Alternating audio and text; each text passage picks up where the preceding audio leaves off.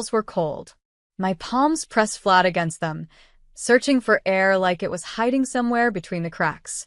I could hear my mom's voice above me, sharp, impatient. "You're fine. Stop making a scene." Her words didn't reach me the way she thought they did. They were muffled, like she was yelling through water.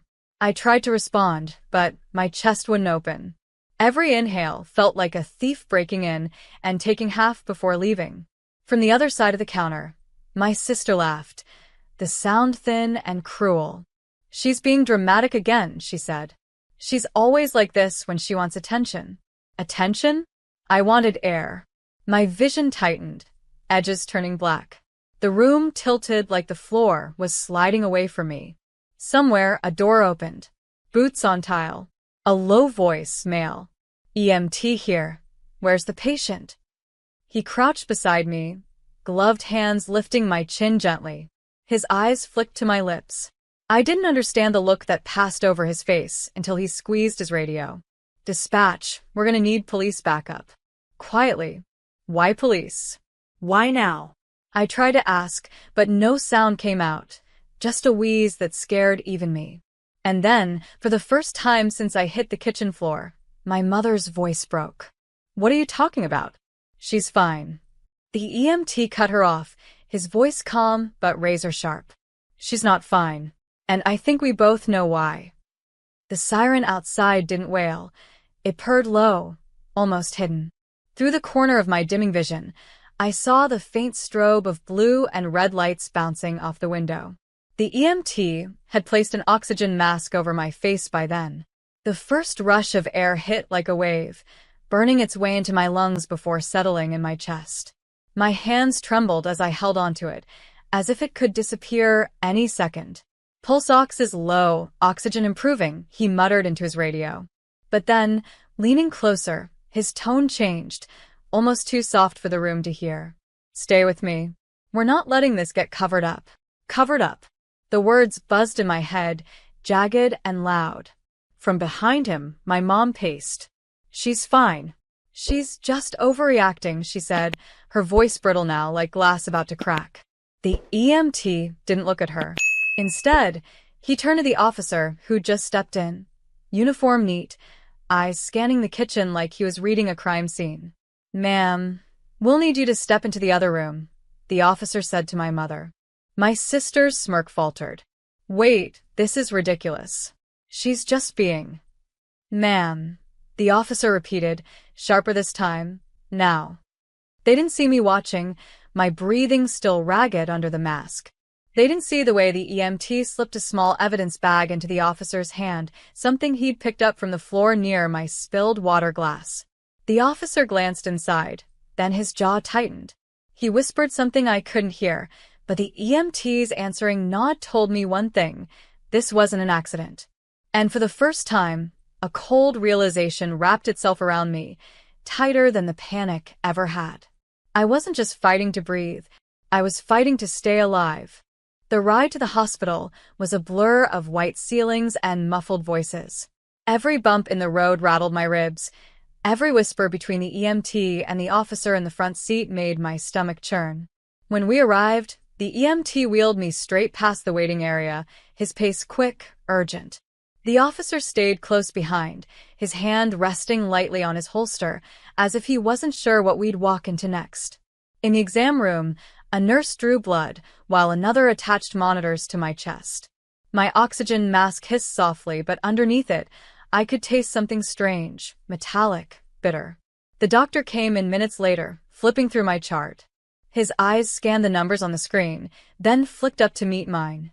"We're running a talk screen," he said evenly. "Do you remember what you ate or drank in the last hour?" I swallowed hard. "Just water." From the glass on the counter. The EMT and officer exchanged a glance. "That glass is in evidence," the EMT said quietly. The doctor didn't react, just nodded and stepped out. But I could feel the tension pulsing in the room, like everyone knew something they weren't ready to say. Through the open doorway, I caught a glimpse of my mom and sister in the waiting area. My mom was leaning forward, speaking fast to someone on the phone. My sister, she was scrolling through her phone, one leg bouncing nervously. The officer's radio crackled. A voice came through, low but clear. Tuck screen on the glass came back positive. Same compound found in the patient's blood sample. The officer's eyes shifted back to me, steady and unflinching. "Miss, this wasn't random," he said. And just like that, the kitchen, the gasps, the laughter, it all snapped into place. They hadn't just dismissed me. They had tried to erase me. The officer stepped fully into the room, his voice low but cutting through the hum of machines. "Ma'am, I need to ask you, do you feel safe going home tonight?" The question hung there like a loaded gun. Safe? The word felt foreign. I thought of the kitchen floor, the way my mom's voice had sliced through my panic like it was nothing.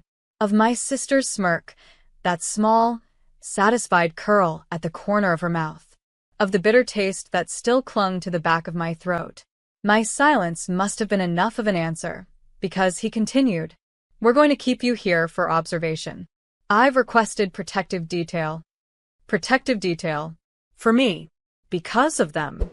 From the hall, I could hear the shuffle of movement, the unmistakable weight of boots against linoleum. 2 more officers had arrived. The doctor returned, this time with a printout in his hand. "Confirming it's ethylene glycol," he said grimly. "We're starting treatment now." I blinked. "That's antifreeze, right?" He nodded, his expression a mix of pity and controlled fury. "It doesn't take much." Through the doorway, I caught sight of my sister finally looking up from her phone as one officer approached her. She straightened, confusion flickering across her face, until she saw me watching. Her lips formed a single word. "You." My mom's voice rose sharply then, loud enough for the whole ward to hear. "She's making this up. She always exaggerates." But the officer didn't even flinch. "Ma'am, I'm going to need you to come with us." In that moment, I realized, whatever happened next, the story they'd been telling about me for years was about to collapse. And this time, I wasn't the one struggling to breathe. They led my mother and sister down the hall, their voices still sharp, still dripping with the same false confidence they'd always carried. But it didn't matter. For the first time, their words didn't stick to me like chains. The door to my room shut with a soft click. The sudden quiet was almost too much. The doctor sat beside my bed, setting the printout on the tray table. "Do you know how this could have gotten into your system?" I stared at the paper, at the ugly lines of numbers I couldn't fully understand. "I drank tea," I said slowly. "At the kitchen table. My mom made it." He nodded once, writing something down. "I'm obligated to tell you. This was deliberate." Deliberate. The words sank in deep. The officer from earlier returned, his expression gentler now. "They'll be questioned separately," he said. "We've secured your home. You won't be going back there tonight." I closed my eyes for a moment, the image of my little box of belongings flashing in my mind, the things I'd have to collect eventually. But there was no grief in the thought, only release. When I opened them again, I saw someone standing just outside the glass panel of my room. A man in a dark coat, his hair dusted with gray. My uncle. Mom's older brother. The one person in our family who'd ever told me to keep a bag packed, just in case. When they let him in, he didn't say hello. He just put a set of car keys on the table. "You're not going back," he said quietly. "I'll make sure of it." For the first time all day, I felt my shoulders lower. I didn't know what tomorrow would bring, but tonight, I wouldn't be alone. And I knew they would never see me the same way again. By morning, the story had already begun to spread, not through gossip, but through official channels. A detective came by with a folder, laying it open so I could see the photographs they'd taken from the kitchen. The tea mug, the container on the counter, the residue inside the sink drain. It was surreal, staring at evidence that had nearly stopped my heart. "They aren't admitting to anything," he said, his tone calm but weighted. "But the lab results are solid. It's going to move forward whether they cooperate or not." I sat there, clutching the thin hospital blanket, feeling the lines of my life rearrange themselves. The family I'd spent years defending gone. The home I thought I had gone. My uncle walked in just as the detective left.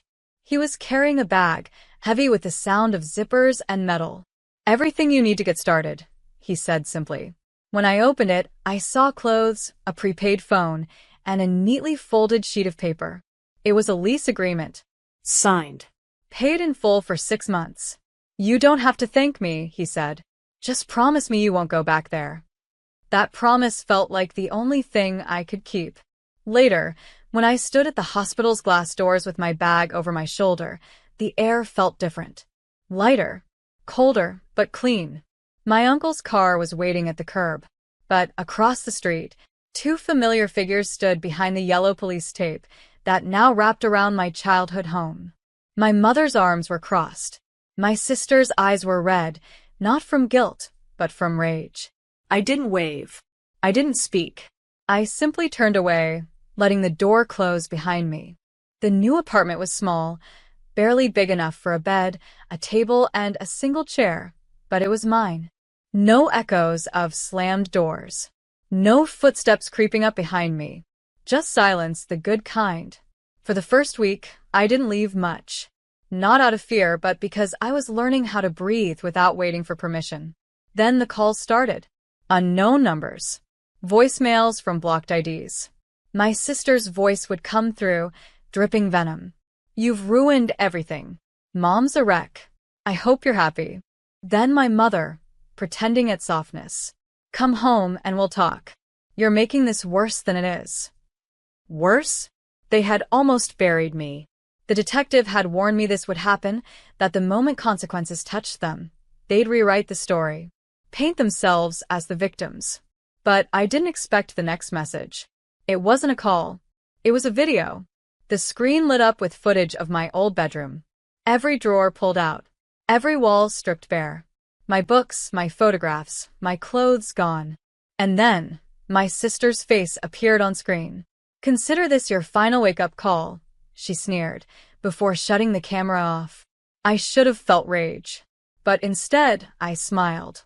Because what she didn't know was that I had already taken every document, every important possession, every piece of my real life, weeks before the night in the kitchen. Everything she destroyed, replaceable. And tomorrow, she was going to learn just how replaceable her comfort was too. Morning broke with a soft gold light through my blinds, a new kind of dawn. The kind where I wasn't bracing for footsteps or shouts. The kind where I got to choose what came next. I had been patient. Too patient. When the police investigation concluded, charges were filed. Not just for assault, but for something far uglier. The tests had revealed deliberate poisoning, traces of a substance no one could accidentally sprinkle into food. The evidence was irrefutable. My mother's fingerprints on the container. My sister's text to a friend bragging about finally teaching her a lesson. Court day came fast. I walked in quietly, dressed in navy, my hair pinned back, calm, collected. They shuffled in from the other side, both pale, both glancing at the reporters gathered in the back. The judge read the charges. Gasps filled the room when the medical report was entered into evidence. The EMT who had saved me took the stand. And when the prosecutor asked if my life had been in danger, he didn't hesitate. Yes. Minutes away. The verdict came before lunch. Guilty. Sentencing deferred, but strict no-contact orders issued immediately. Outside, cameras flashed, voices shouted questions. I didn't answer a single one. I simply walked past, my heels clicking on the courthouse steps, my breath steady for the first time in years.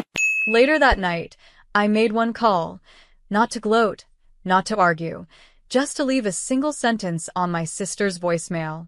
Turns out, I was fine after all. And for the first time, they had no words. Sometimes the people we expect to protect us are the ones who hurt us the most, and that betrayal cuts deeper than any wound a stranger could cause. This story shows how cruelty can hide behind the mask of family, disguised as jokes or lessons, until the truth rips that mask away. The mother and sister in this story didn't just ignore suffering, they mocked it, dismissed it, and turned it into entertainment. What they didn't realize is that every laugh, every cruel remark, was building a case against them without them even knowing. It's a reminder that silence is not weakness. The narrator could have fought back in the moment, argued, screamed, tried to defend herself. But she chose to observe, gather the truth, and let the facts speak for themselves. When the EMT quietly called for backup, when the tests came back, and when the fingerprints and messages were exposed in court, justice arrived without the need for shouting matches or public scenes. That's a powerful lesson. Sometimes the loudest form of strength is the quiet confidence that the truth will surface. It also teaches us about paying attention to the small signs. Many people would brush off dizziness, shortness of breath, or even a strange taste in food, telling themselves not to make a fuss. But ignoring those instincts can be dangerous. Listening to your body and trusting that something is wrong could save your life, just as it did here. This story forces us to ask hard questions. Why do some families treat kindness as weakness? Why does jealousy or resentment fester in people who are supposed to love us? And most importantly, how much are we willing to tolerate before we finally say, enough? The narrator didn't just survive, she reclaimed her life. She walked out of court free, breathing fully, no longer trapped in a home that minimized her existence. The final call to her sister wasn't revenge in the traditional sense. It was closure, a single, calm reminder that they had lost all power over her. If you've ever been dismissed, mocked, or gaslighted when you were at your lowest, remember this. You don't owe explanations to those who choose not to see your pain. Protect yourself. Document everything. And when the time comes, let the truth do the talking. Justice doesn't always roar. Sometimes, it arrives in complete, devastating silence.